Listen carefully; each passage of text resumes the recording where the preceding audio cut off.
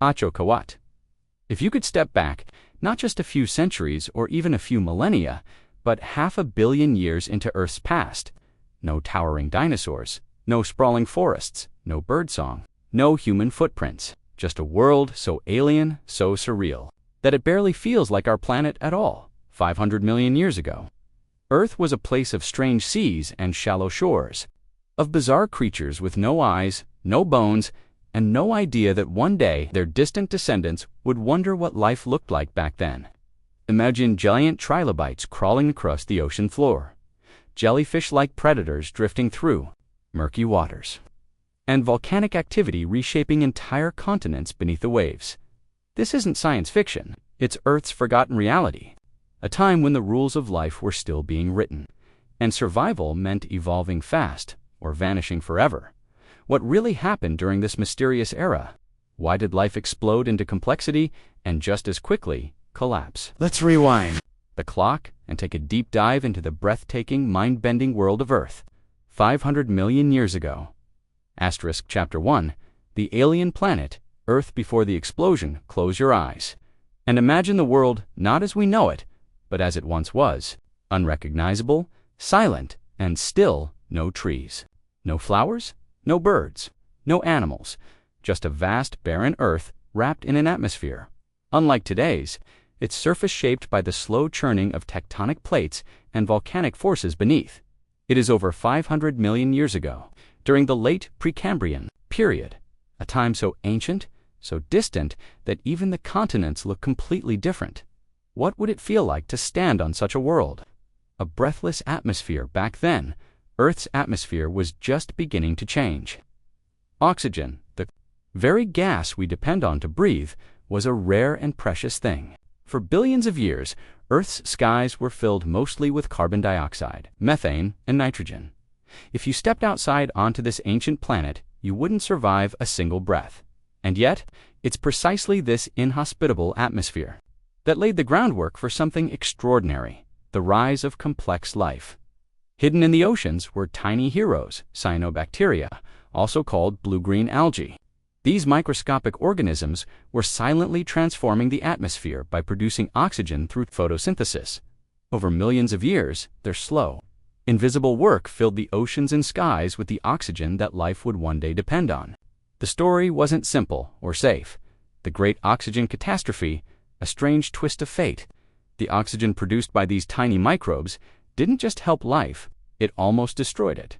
This event, now known as the Great Oxygenation Event, poisoned the atmosphere for the life forms that had evolved in a low-oxygen world. For many ancient microbes, oxygen was toxic. They couldn't survive the very air their microbial cousins were creating. As oxygen levels rose, entire ecosystems collapsed. It was one of the first mass extinctions on Earth, and it happened long before anything like a dinosaur ever walked the land.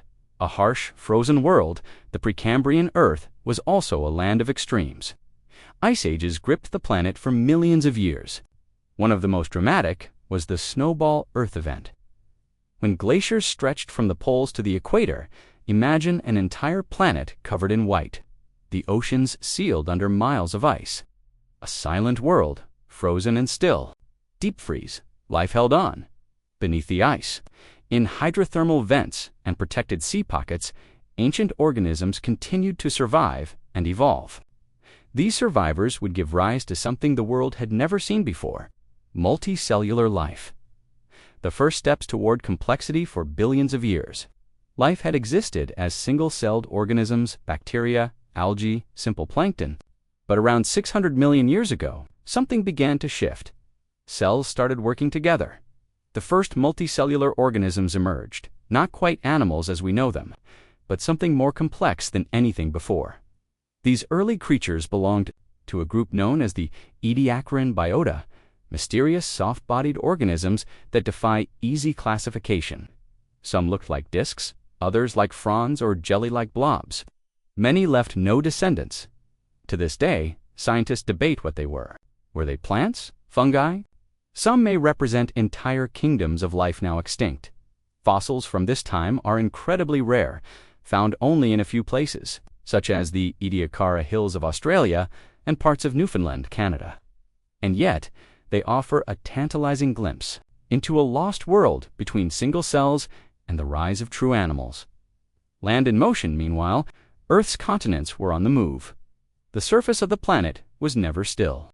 Tectonic plates pushed and pulled, crashing together to form mountains, then drifting apart to open new oceans. During this time, the land masses were forming a supercontinent known as Rodinia, a vast, dry expanse surrounded by shallow seas. As Rodinia slowly broke apart, it reshaped global currents and climates, setting the stage for massive environmental changes. The breakup caused new coastlines to form, rich, warm environments, perfect for evolving life. It was as if Earth was preparing itself for something bigger, something unprecedented. A world on the edges the Precambrian era came to a close. Earth stood on the brink of transformation. The air was becoming breathable. The oceans were teeming with new possibilities. Genetic diversity was rising, and for the first time in Earth's history, creatures with nerves, muscles, and eyes were about to appear. The next chapter of life was ready to begin. A time when life would explode into endless shapes and colors. But here, in this quiet, mysterious world before the storm, all was still, calm, unknown. The Earth had waited for billion years for what would come. Next, the Cambrian explosion. Relax and drift back. As we close this first chapter, take a moment to imagine the silence of that ancient world. A sky with no birds, seas with no fish, a planet holding its breath before the most creative moment in life's history. Let your mind wander, let your body relax. Let the story of ancient Earth carry you gently toward the world of the Cambrian, where nothing would ever be the same. Again gives, next up, Chapter 2, The Cambrian Miracle. Chapter 2, The Cambrian Miracle. Life ignites, time moves forward. The frozen silence of the Precambrian begins to thaw. The oceans warm, the continents shift, and deep in the shallow seas, something incredible begins. It is 541 million years ago, in just a few tens of millions of years. A blink in geological time, life will transform from simple, soft-bodied blobs into strange, complex creatures with legs, eyes, claws, and teeth. This is the Cambrian explosion, one of the most dramatic, mysterious, and awe-inspiring events in the history of our planet. What was the Cambrian explosion? Before the Cambrian period, life had been simple, mostly microscopic, mostly soft-bodied. But suddenly, and we still don't fully understand why, nature took a bold leap. Creatures with shells, exoskeletons, segmented bodies, jaws, and even brains appeared in rapid succession over the course of about 20 to 30 million years. Nearly every major animal group that exists today emerged, or at least their earliest ancestors did: arthropods, mollusks, worms, sponges. Early vertebrates. It was like evolution hit the fast-forward button. Why did life explode? To this day, scientists don't fully agree on what caused the Cambrian explosion, but several powerful forces may have worked together. Oxygen levels rose sharply for the first time. Enough oxygen was available to support complex body structures and faster metabolism. Genetic innovation. The development of Hox genes, which control body plans, may have unlocked new forms never before possible. Predators emerged. With the first true predators came the need for defenses, shells, speed, eyes, camouflage. Evolution became an arms race. New habitats formed. The breakup of supercontinents created new coastlines and shallow seas, ideal places for life to diversify. Whatever the reason, life took a creative leap unlike anything before or since. Meet the Cambrian creatures. Imagine standing on a reef in the Cambrian Sea. You wouldn't see fish or coral. Instead, you'd be surrounded by bizarre and sometimes terrifying life forms. Let's meet a few of them. Trilobites, one of the most iconic Cambrian creatures. These armored arthropods scuttled along the seafloor in massive numbers. Some were just a few centimeters long. Others grew larger than a dinner plate. They had compound eyes, jointed legs, and hard exoskeletons, all brand new features in the history of life. Anomalocorisa, true predator of its time. This strange swimmer could grow up to a meter long, huge by Cambrian standards. It had stalked eyes, a circular mouth full of tooth-like plates, and two large grasping appendages to snatch prey. To smaller creatures, Anomalocaris was a nightmare. Hallucigenione, of the weirdest organisms ever discovered. Hallucigenia had spines on its back, tentacle-like legs, and no clear head. For years, scientists weren't even sure which way was up, or which end was the front dot. It looked more like a creature from a dream than a real animal. Opabinian author, truly strange life form. This soft-bodied swimmer had 5 eyes and a long, flexible proboscis, like a vacuum hose used to pick up food and bring it to its backward-facing mouth. Nothing alive today even remotely resembles Opabinia picaetho, small and unimpressive to look at. This little creature was a game-changer. Picaia is one of the earliest known chordates, a group that would eventually lead to fish, amphibians, reptiles, birds, and even humans.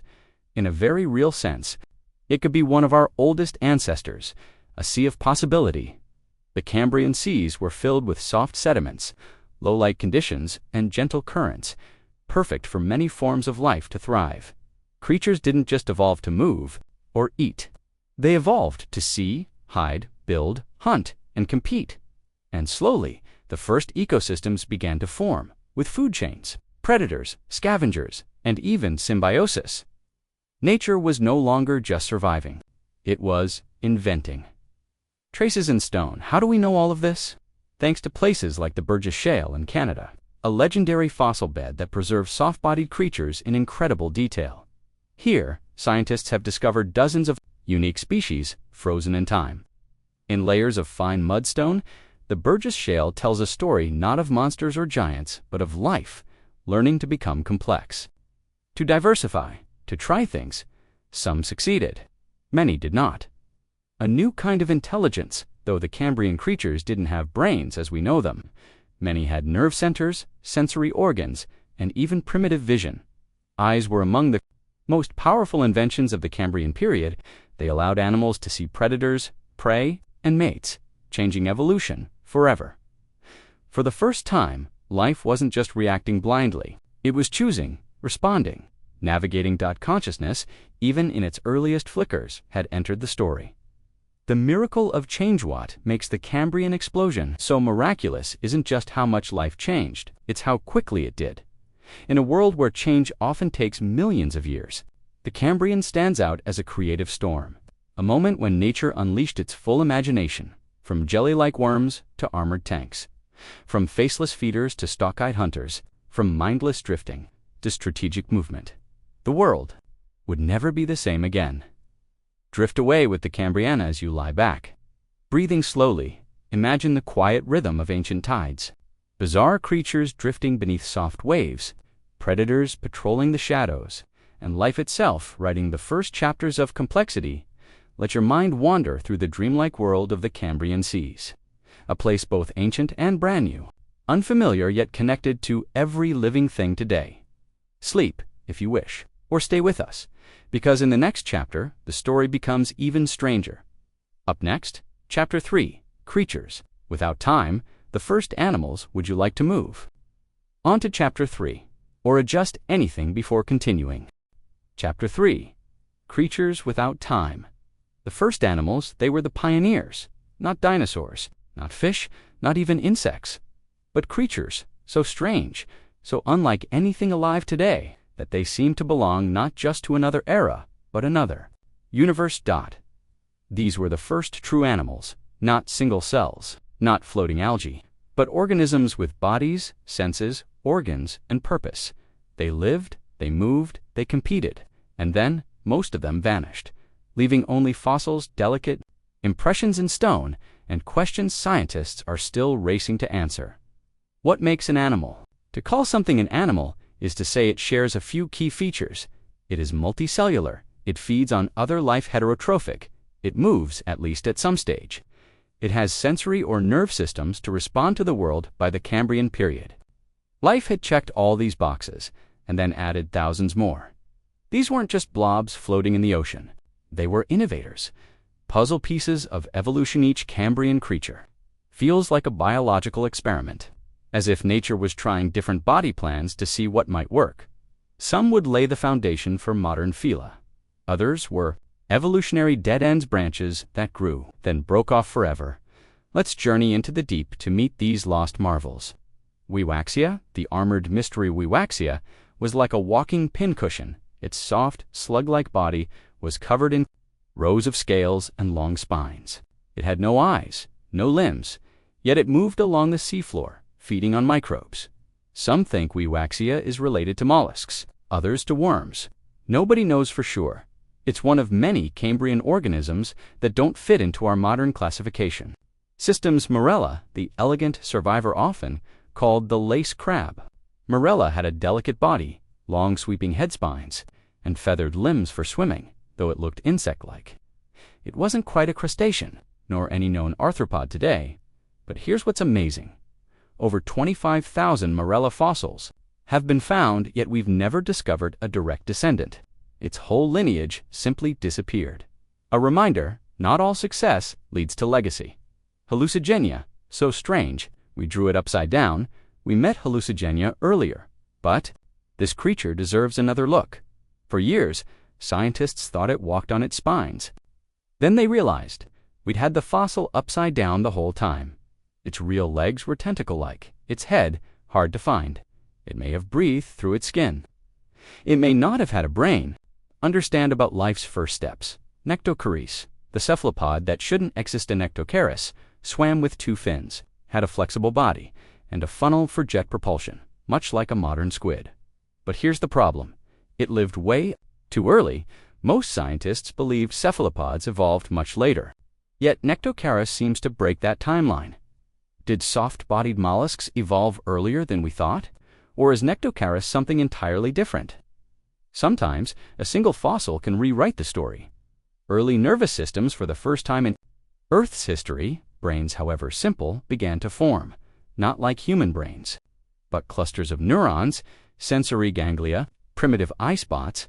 Creatures could now sense light, pressure, movement. They could react. They could choose one tiny step for a worm, one giant leap for evolution. The origins of us.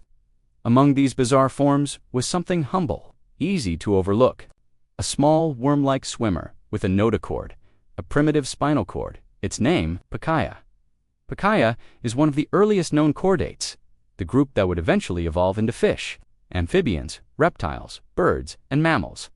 In a very real sense, you are related to this tiny, soft-bodied Cambrian creature. Your spine, your nerves, your muscles. All of it can be traced back to this ancient ancestor. Gliding through warm oceans 500 million years ago, lost to time. Most of the creatures we've met in this chapter left no descendants. They were experiments in evolution, prototypes, some successful for a while, then wiped out by environmental change, predation, or chance. Today, we know them only through fossils, preserved in mud and pressure and time. Some are clear, others are just shadows, and some we may never understand. At all, let the creatures drift by.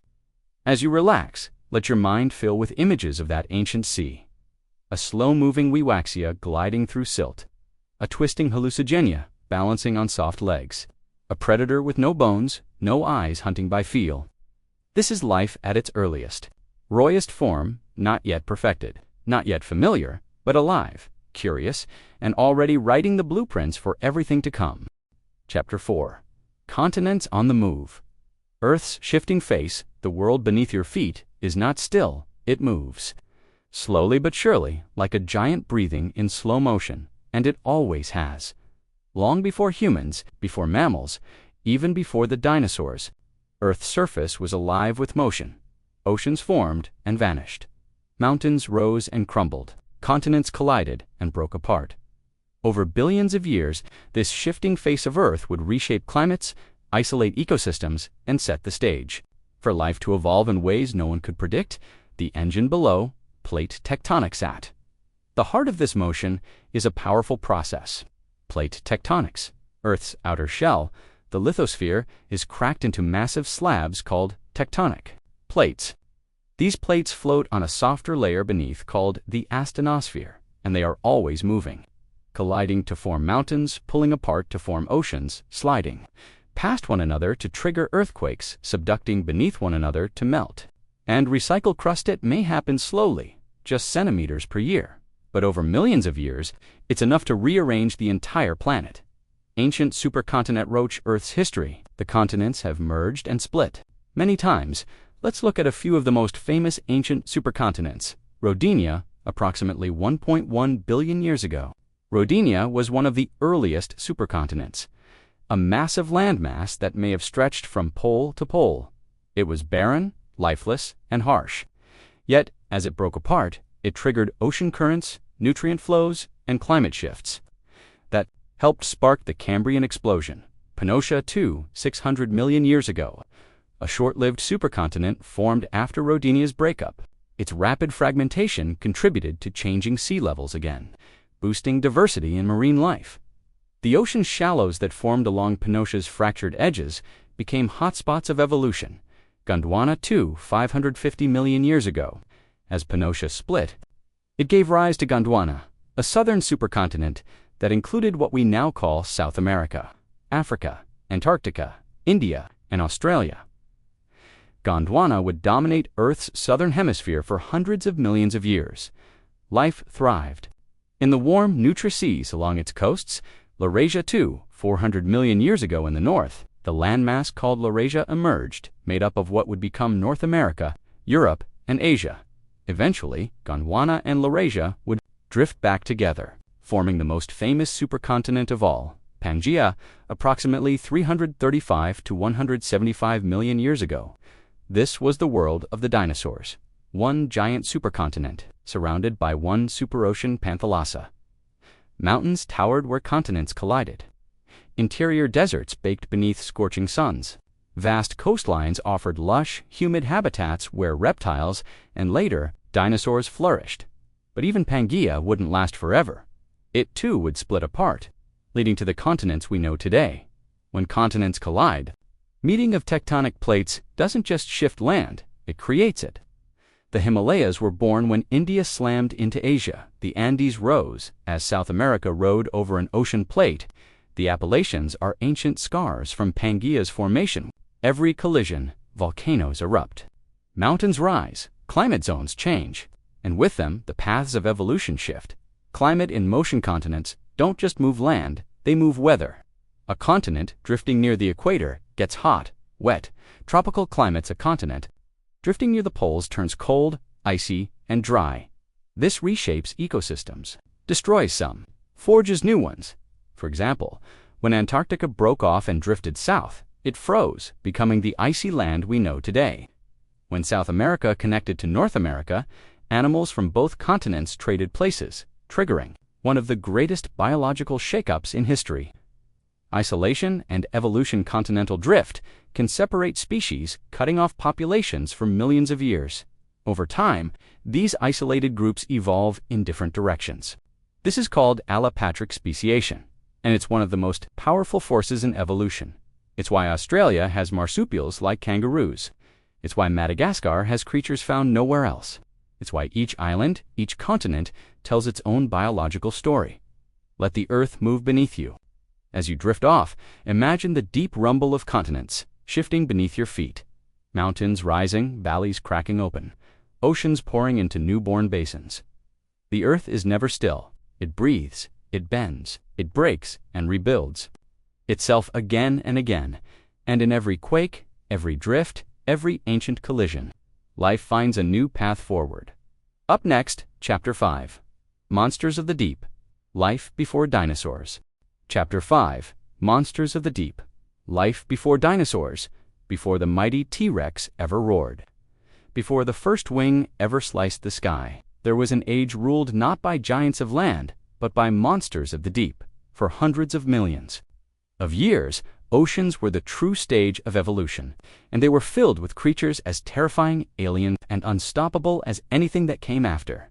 This is the age of jawless fish, armored predators, and sea scorpions the size of grown men. Welcome to the forgotten empires of ancient seas. A world without bones at first. The oceans teemed with soft-bodied animals, worms, jellyfish, tentacled swimmers, but around 500 million years ago, something changed. Evolution unlocked a secret weapon. Hard parts. Shells, spines, teeth, armored now for the first time. Life could protect itself and attack. This set off an evolutionary arms race that would reshape marine life forever. The first fish, the earliest fish, weren't what you'd expect. They had no jaws, no paired fins, and often no bones at all. Just flexible, eel-like bodies and tough skin. But they were pioneers. Meet a few of these ancient swimmers, Haikouichis, to 520 million years ago, one of the first true vertebrates. With a notochord and gill slits. Only a few centimeters long, it may have swum like a modern lamprey. Tiny, weak, but revolutionary, it laid the blueprint for all fish, and eventually, all vertebrate life. Ostracoderms approximately 480 to 400 million years ago. These jawless fish wore natural armor, hard bony plates covering their heads, and bodies. They couldn't bite, but they could survive ambushes and scrape food from the sea floor. Imagine a helmet swimming through mud. That was evolution's first idea of fish. Jaws of revolution, then, around 430 million years ago, something terrifying evolved: colon jaws. The ability to bite, to grab, crush, and kill changed the oceans forever. Mastered it? The placoderms Dunkleosteus to 380 million years ago. One of the most fearsome predators Earth has ever known. 10 meters long, armored head, bone-shearing jaw plates, a bite force, rivaling that of a T-Rex. It didn't have teeth. It had guillotine blades of bone. Anything that moved near it was likely dead within seconds. Dunkleosteus was the apex predator of the Devonian, the so-called age of fishes. Sea scorpions, eurypterids, while fish fought below the waves. Another menace lurked nearby. Eurypterids, or sea scorpions, were giant arthropods that roamed oceans, lakes, and rivers. Some grew over 2 meters long with slicing claws and paddle limbs. They were distant cousins of spiders and horseshoe crabs, and they dominated aquatic ecosystems for over 100 million years. Imagine swimming in shallow water, and a massive arm-length claw brushes past your leg. You would not want to be there. Armored oddities, the ancient seas, weren't just deadly. They were weird. Trilobites, segmented exoskeletons, compound eyes, and thousands of species. Some rolled into balls, like pillbugs. Ammonites, spiral-shelled cephalopods that drifted through prehistoric waters with tentacles and jet propulsion. Orthocones, giant cone-shaped squid-like hunters, some longer than a human. These weren't just bizarre. They were incredibly successful, thriving for hundreds of millions of years before vanishing in extinction events. Extinction and aftermath, but no empire lasts forever. The late Devonian extinction, around 375 million years ago, changed. The world beneath the waves, 0.75% of marine life vanished.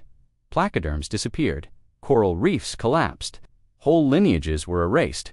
Yet, some survivors would rise from the wreckage. The fish that walked in the quiet after the extinction, strange new fish appeared. Fish with limb-like fins, with lungs as well as gills, with bones that looked suspiciously like arms and legs. They were the lobe-finned, fish-like Tiktaalik, and they would take the most daring step in evolution, leaving the water. But that's a story for another chapter. Float in the forgotten oceans. As you rest, let your thoughts drift through those ancient seas. A slow, armored fish prowling the depths. A sea scorpion sliding over sand. The distant shimmer of trilobites crawling beneath the moonlight. This was Earth before dinosaurs, before birdsong, before trees, a world of silence and monsters. Up next, Chapter 6, The Rise of Forests. When Earth Turned Green. Chapter 6, The Rise of Forests. When Earth turned green, close your eyes and imagine the world with no trees, no forests, no grass, no birdsong, no rustling leaves. That was Earth for billions of years, barren, rocky, and brown. 400 million years ago, something radical happened. Plants rose from the water. They took root, they reached for the sky, and slowly, the planet turned green. This chapter tells the story of how Earth's first forests formed and how they changed everything. Before the Green Four, most of Earth's history, the continents were quiet wastelands. Dry, dusty, lifeless, some algae grew near water's edge. Maybe a few moss-like clumps, but nothing tall and nothing deep-rooted. The land was just a canvas, waiting for life to paint on it. Small beginnings, the earliest land plants were tiny, just centimeters high. They had no roots, no leaves, and no flowers, but they had one key power: photosynthesis. These humble pioneers, like Cooksonia, began to extract CO from the air and release oxygen. They cracked rock with their filaments. They held soil together.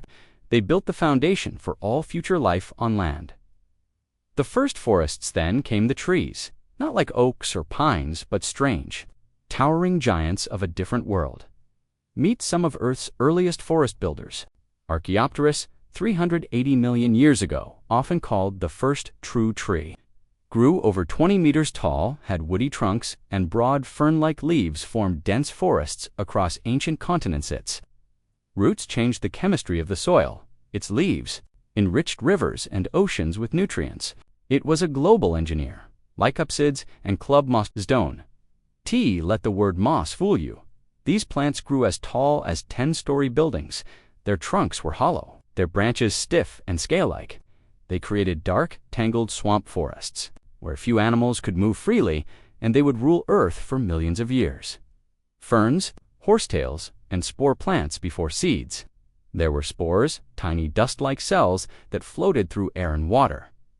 These plants needed moisture to reproduce, which kept early forests tied to wetlands, but as they spread, Earth began to change. How forests changed the planet. Forests didn't just add color to the world, they transformed it. 1. Oxygen. Boomerly forests pumped oxygen into the atmosphere, raising levels from 10% to over 30% in some eras. This let animals grow larger, move faster, and breathe easier too. Carbon drawdown trees pulled CO from the air and buried it as organic matter over millions of years. This helped cool the planet, even triggering ice ages. 3. Soil creation, with roots digging into rock and dead leaves layering the ground. Forests created soil for the first time. This allowed more complex ecosystems to take hold. Life beneath the leaves. With forests came the first terrestrial food chains. Millipedes crawled through rotting leaves. Giant dragonflies like Meganera, with 70 centimeters wingspans, patrolled the skies. Early amphibians crept through damp undergrowth, and some of the first insects evolved wings, possibly to escape predators in dense jungle. These weren't just trees. They were cities for life. The Carboniferous graveyards, as dense swamp forests died and fell into stagnant water. They didn't decompose fully. Instead, their remains were buried and compressed over millions of years, becoming coal. That's right, the fuel that powered the modern world is made from these ancient forests today. We burn the ghosts of a time when trees first ruled the earth. Let the forests rise around you. As you drift into rest, picture this: a misty swamp, towering trees with forked trunks, ferns brushing your shoulders, dragonflies buzzing through humid air, amphibians croaking from beneath mossy roots. This was Earth's first true jungle, alien and ancient, but somehow familiar, a place where the planet learned how to breathe. Up next, Chapter 7. From fins to feet, life crawls onto land. Chapter 7. From fins to feet, life crawls onto land for billions of years. Earth belonged to the sea, but around 375 million years ago, something happened that would change everything. A creature, half fish, half something else, pulled itself from the water and took the first step onto dry land. It gasped, it blinked, it dragged its heavy body forward. And in doing so, it began one of evolution's boldest experiments. The age of land animals had begun. Why leave the ocean? Why would a fish ever leave the water? The ocean was safe. It was home. But the land offered fresh food, like plants, insects, and detritus, fewer predators, at least at first, sunlight and warmth. Ideal for cold-blooded creatures, shallow pools, and oxygen-rich air. Zones and swamps. Land wasn't a foreign world. It was the next room. The fish that walked enter, the lobe-finned fish, a strange group with muscular, limb-like fins. They're the ancestors of every land vertebrate, from frogs and lizards to elephants and humans. Here are the trailblazers. Eusthenopteran swam in shallow coastal waters, had strong fins with bone structures resembling a humerus radius, and Ona, like a human arm, used its fins to push along the bottom. It couldn't walk, but it was halfway there. 375 million years ago, discovered in the Canadian Arctic in 2004. Tiktaalik is a true missing link. had gills and lungs, had scales and fins, but also wrist bones, a neck, and even rudimentary elbows could prop itself up and breathe air. It likely lived in muddy swamps, where crawling to another pond could mean life or death. This was not quite a fish, and not yet a tetrapod. It was something entirely new, Acanthostega and Ichthyostegamon, the first true tetrapods, vertebrates with 4 limbs designed for land. But they were awkward, slow, and still tied to water for reproduction. They looked more like giant salamanders than lizards paddling through dense swamp forests. Resting on soggy logs. Still, they paved the way for a revolution. Life adapts to a new world. Stepping onto land brought challenges never faced in water. Gravity, dryness, temperature, swings, new predators, and presso-evolution responded with innovations, stronger skeletons, lungs, and rib cages to breathe air, eyelids, and tear ducts. Limbs that could support weight, skins that resisted drying out. Each generation edged further from the water, until the water was no longer needed. Amphibians, the first land animals. The early tetrapods gave rise to amphibians, creatures that lived both in water and on land. They laid eggs in water, but hunted on land. Think giant protofrogs, early salamanders, and monstrous predators like crassigyrhinus. In the Carboniferous period, amphibians thrived in the steamy swamps. But change was coming. The egg that changed everything, the final breakthrough. The amniotic egg. A self-contained, portable life support system. It let animals lay eggs on dry land without returning to water. This innovation led to the rise of reptiles, and eventually, dinosaurs, birds, crocodiles, humans. One egg changed the course of evolution. Drift into the ancient swamps. As you drift off, imagine yourself beside a warm, mossy pool. You hear the splash of something heavy dragging itself ashore. You see glistening skin, blinking eyes, strong limbs pulling forward. It's not a frog, it's not a fish, it's something new, a pioneer, the ancestor of everything that would walk, fly, or crawl across land.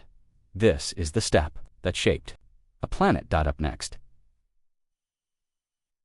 Chapter 8. Rise of the Reptiles, Masters of the Dry Earth. Chapter 8. Rise of the Reptiles, Masters of the Dry Earth. The oceans had birthed life. Forests had welcomed it ashore. Now, a new breed would rise, one that could survive where others could not. With scaly armor, shelled eggs, and lungs made for air, the reptiles stepped forward, no longer bound to swamps or ponds, no longer soft, slow, or dependent. These were creatures built for sun, for sand, for survival, and they would rule the land for hundreds of millions of years. The amniotic revolution. It began with an egg, not a soft, jelly-like amphibian egg, but a leathery, sealed capsule. Inside it, a miniature pond, a food supply, a protective shell. Was called an amniotic egg, and it let reptiles lay their young far from water, in deserts, forests, cliffsides, anywhere. This single innovation gave reptiles a massive advantage. They could go where others couldn't, and they did. Early reptiles, the first colonizers around 320 million years ago. The first true reptiles emerged. They were small, lizard-like, and quick. Hylonomus, the earliest known reptile fossil, lived in Carboniferous forests, ate insects, laid shelled eggs on land, looked like a sleek, modern but revolutionary. They quietly spread, while amphibians stayed close to water. Then came the Permian period, and the reptiles took over the Permian world. Harsh and hot. The Permian, 299 to 252 million years ago, was a time of supercontinents. Like Pangaea, dry interiors, extreme seasons, megadroughs perfect for reptiles. With their dry, scaly skin, efficient lungs, and sun-powered metabolism, they thrived where amphibians dried out and died.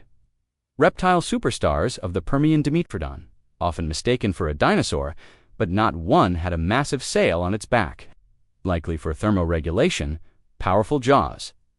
Top predator of its time, walked like a reptile, hunted like a wolf. Edaphosaurus, herbivorous cousin of Dimetrodon, also had a back sail. But blunter teeth, one of the first large plant-eating reptiles. These were cynocids, early ancestors of mammals, but still cold-blooded reptile-like beings, and they weren't alone. the end Permian extinction, or then catastrophe. Around 252 million years ago, something terrible happened. Volcanic eruptions blanketed Siberia, CO and methane flooded the atmosphere, oceans turned acidic. Oxygen levels plummeted, temperatures spiked over 90% of marine life, and 70% of land species vanished in the Great Dying. The worst extinction event in Earth's history, it reset the stage.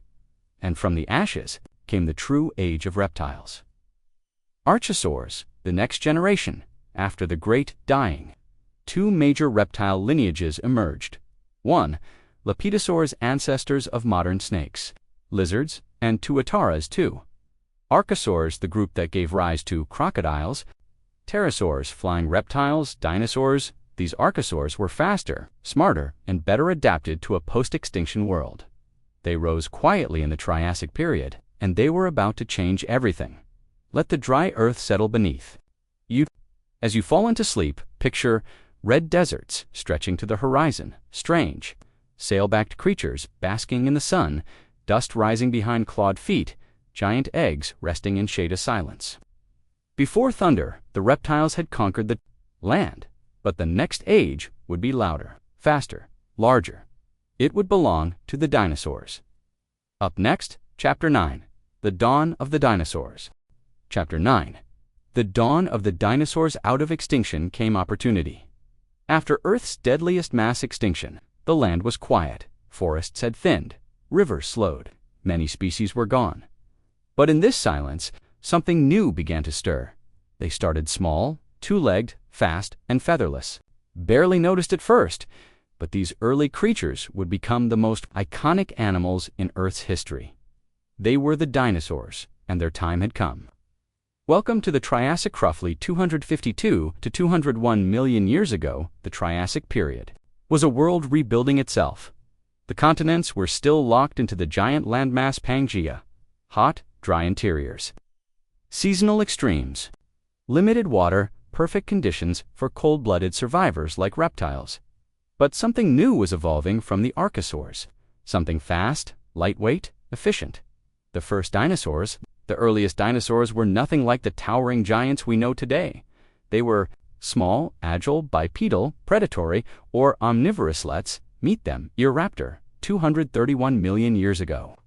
Name means dawn thief, lived in what is now Argentina, stood just 1 meter long, sharp teeth, quick legs, large eyes, possibly of the earliest known dinosaurs, and a blueprint for what would come. Herrerasaurus, larger and more advanced predator, walked on 2 legs, likely hunted other early reptiles. Fast, smart, and deadly dinosaurs like Herrerasaurs weren't yet dominant. They shared the world with crocodile-like archosaurs and early mammal ancestors, but they were learning, and they were ready. The second Great Reset Award, the end of the Triassic, another extinction, struck. The cause, possibly massive volcanic eruptions, sudden global warming, coast spikes, and acid rain. Loss of oxygen in oceans. Many competing reptiles died off, including most archosaurs. But the dinosaurs, they survived. And then they took over. Rise of the dinosaurs, with competitors gone. Dinosaurs rapidly diversified. They split into 2 major groups. 1, Saurischian, lizard-hipped, included theropods like T-Rex and Velociraptor. Also sauropodomorphs, the long-necked giants like Brachiosaurus II. Ornithischia, bird-hipped, included armored dinosaurs, duck-billed species, and horned herbivores like Stegosaurus, Triceratops, and Iguanodon.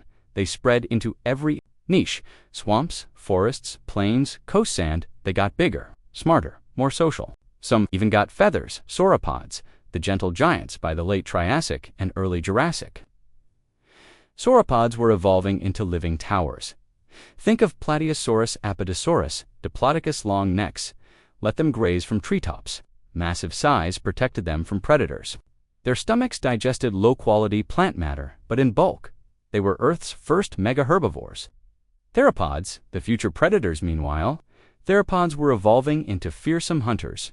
From early forms like Coelophysis dilophosaurus, later masters like Allosaurus, Tyrannosaurus rex, they had keen senses, powerful legs, and, in some lineages, feathers. Some were no bigger than a chicken. others as long as a school bus. One day, they would evolve into something entirely. New birds drift into the world of the first dinosaurs. As you fall asleep, imagine red-hued deserts, herds of small bipedal dinosaurs darting through ferns, long-necked grazers lurching between cycads, a distant volcano, rumbling shadows of predators scanning the horizon. This is the dawn of an empire. The quiet beginning before the roars up next. Chapter 10. Jurassic Giants. When dinosaurs ruled the world. Chapter 10. Jurassic Giants. When dinosaurs ruled the world, the stage was set. The rivals had vanished, and the dinosaurs had arrived. Welcome to the Jurassic period, a time when Earth was lush, warm, and full of life. From steaming jungles to vast fern-covered plains, dinosaurs exploded in size, shape, and diversity. For the next 100 million years, they would dominate land, sea, and even the skies. This was their golden age. The Jurassic period, 201145 million years ago, was healing from extinction. Rain returned, forests bloomed. The supercontinent Pangaea began to break apart, forming shallow seas and new coastlines. And dinosaurs took every opportunity. The age of the giants, the Jurassic, was the age of the sauropods, the largest land animals to ever walk the earth. They were titanic. Peaceful plant eaters, with necks like cranes and tails like whips. Let's meet the legends. Brachiosaurus stood taller than a 5-story building, could stretch its head into the treetops. Nostrils on top of its head moved in herds. Ate hundreds of kilos of plants daily. Diplodocus, one of the longest dinosaurs ever, up to 90 feet, 27 meters long. Whip-like tail for defense, could sweep entire fields of low-lying plants in minutes. Apatosaurus, formerly Brontosaurus, deep. Barrel chest and powerful legs, possibly used its tail like a sonic whip, weighed over 20 tons. They were slow, but nearly invincible. Few dared challenge them, but some tried. The rise of predators to hunt giants. You need power and brains. Enter the theropods. Allosaurus, apex predator of the Jurassic, razor-sharp. Teeth and claws, hunted in packs or scavenged massive kills. Agile, fast, and deadlies. Theropods also evolved. Ornitholestes, nimble and smart. Ceratosaurus, with a horned snout and serrated teeth. These were not mindless beasts. They were strategic, social, and constantly evolving. Evolutionary arms race herbivores didn't stay defenseless. They adapted 2 plates for defense. Stegosaurus, spikes for attack. Kentrosaurus, speed and agility for escape. Camptosaurus, it was survival by innovation. One side got sharper, the other got smarter, tougher, or faster. And so, the Jurassic marched on a theater of evolutionary warfare. Wings of change. First birds appear in the shadows of these giants. Something small and feathered took to the trees. Then, the skies. Archaeopteryx, half dinosaur, half bird. Feathers, wings, and wishbones, sharp claws, and teeth, could glide, possibly even fly. First bird-like dinosaur. The skies were no longer empty. A lush, alien Earth, the Jurassic, wasn't just about dinosaurs. It was a time of giant cycads and conifer trees, giant insects, huge marine reptiles in the oceans. Massive ammonites spiraling through shallow seas. Every corner of the Earth was alive and dangerous. Sleep under giant footsteps. As your eyelids grow heavy, imagine a warm breeze through prehistoric trees, the ground trembling under herds of sauropods. Distant roars echoing through the valleys. Pterosaurs gliding between volcanoes, the smell of ferns, the buzz of dragonflies. Earth was ruled by titans, and night fell under their shadows. Before roads, before cities, there were worlds untouched. Imagine opening your eyes and seeing a world without people. No buildings, no lights, no fences, just wind, water, trees, and creatures unlike anything we know. To understand the dinosaurs, we must go deeper than bones. We must visit their worlds. Because they didn't live in isolation, they were part of complex ecosystems, each more strange and beautiful than the last.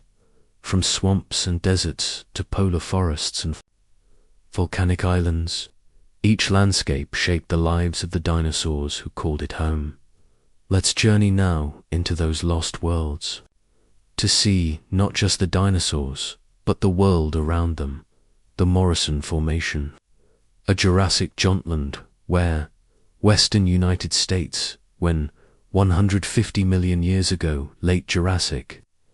If you could stand in the middle of the Morrison Formation during the Jurassic, you'd see vast floodplains stretching to the horizon, towering conifers and ferns, slow, meandering rivers and herds of enormous sauropods moving through the trees like ships on a sea of green. This was the home of Apatosaurus diplodocus, Brachiosaurus, Stegosaurus, and predators like Allosaurus and Torvosaurus. It was a land of giants.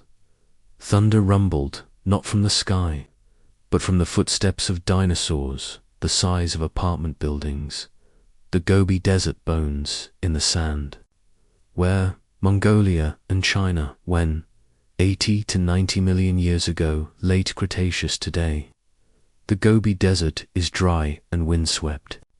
But in the time of the dinosaurs, it was a shifting landscape of dunes, oases, and storms. Here lived some of the most bizarre creatures ever discovered. Velociraptor, small and feathered, hunting in the shadows, Protoceratops, a horned herbivore that nested in colonies. Oviraptor, once thought to be an egg thief, now known as a devoted parent. Therizinosaurus, with giant claws over 3 feet long and a body covered in downy feathers. Fossils in this region are often found locked in combat, frozen in time by sandstorms. The desert held life and took it back just as quickly. The Western Interior Seaway, an ocean in the middle of North America where, stretching from the Gulf of Mexico to the Arctic, when 100 to 70 million years ago, mid-late Cretaceous, imagine North America split in two. An enormous inland sea covering what is now Kansas, Nebraska, and much of the Midwest. Here, dinosaurs ruled the land nearby, but the water belonged to marine reptiles. Below the surface swam Mosasaurus, the 50-foot apex predator, Elasmus, with its impossibly long neck, giant sea turtles, fish, ammonites, and squid-like creatures above. Pteranodons soared, some with wingspans over 20 feet.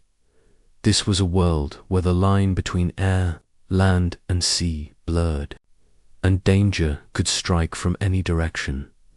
Antarctica, the frozen forests where, Antarctica, when 100 million years ago, Cretaceous today, Antarctica is locked in ice. But during the Cretaceous, it was a lush, forested land, though still cold and dark for months at a time. Here, hardy dinosaurs adapted to strange light cycles and chilly weather. Lilanus, a small herbivore with huge eyes for seeing in the dark. Antarctopelta, one of the only known ankylosaurs from the continent. Pterosaurs, birds and early mammals hiding in the trees. Scientists still puzzle over how these dinosaurs survived the long polar nights. Did they hibernate? Did they migrate? Whatever the answer, they were survivors of a land unlike any other.